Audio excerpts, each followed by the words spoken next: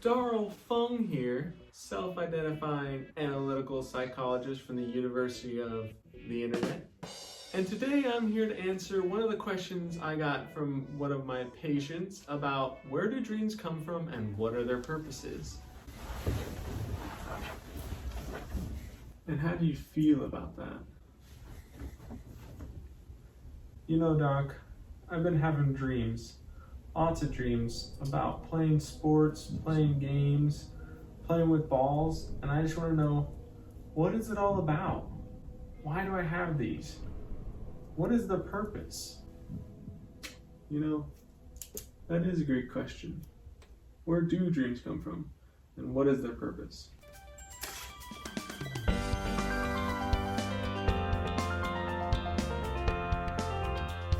Luckily, the real Carl Jung wrote books, and we can look to them to find the answer.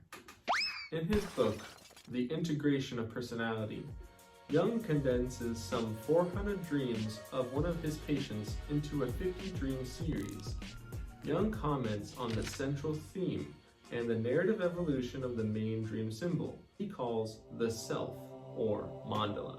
He states, "This series describes in an unusual way a psychic fact that I had observed long before and in many individual cases." As a medical psychologist who saw patients for decades, Carl Jung maintained that his primary focus was on helping the individual patient through the curative method.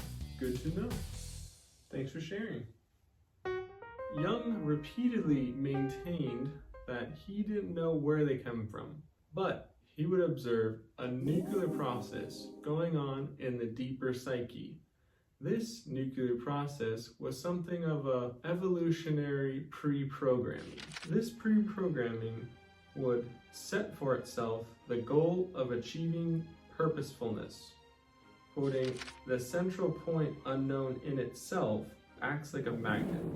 This central theme or symbol, unknown in itself, acted like a magnet upon which all the experiences of life are drawn inward towards. Lots of dreams about playing sports, playing games, playing with balls.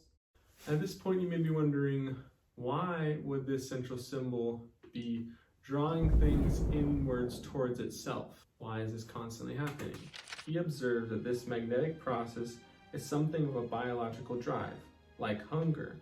Hunger is something that reoccurs naturally, that you can't satiate forever, and the longer you go without eating, the more you crave delicious, fatty food. For anyone who's tried going on a diet, you can attest to the utter discomfort that you experience while trying to lose weight. It sounds simple when you put it that way. Just eat the good food you crave. But Carl Jung remarks, "It is altogether not easily understandable and strange to consciousness."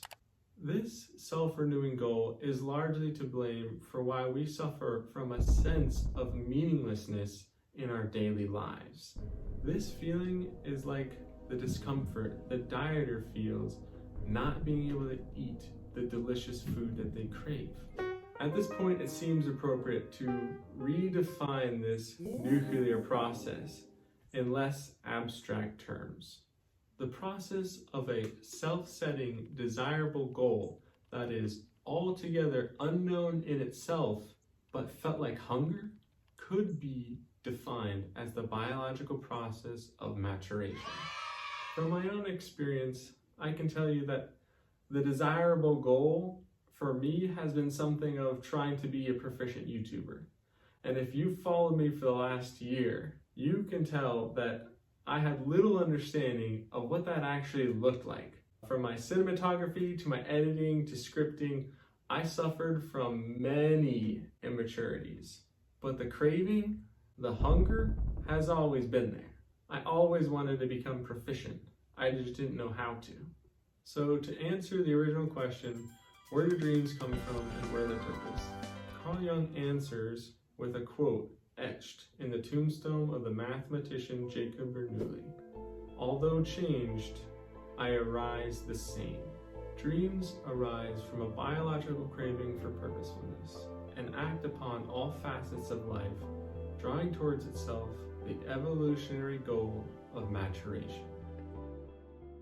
Thanks for watching the video. If you liked it, be sure to like, comment, and subscribe,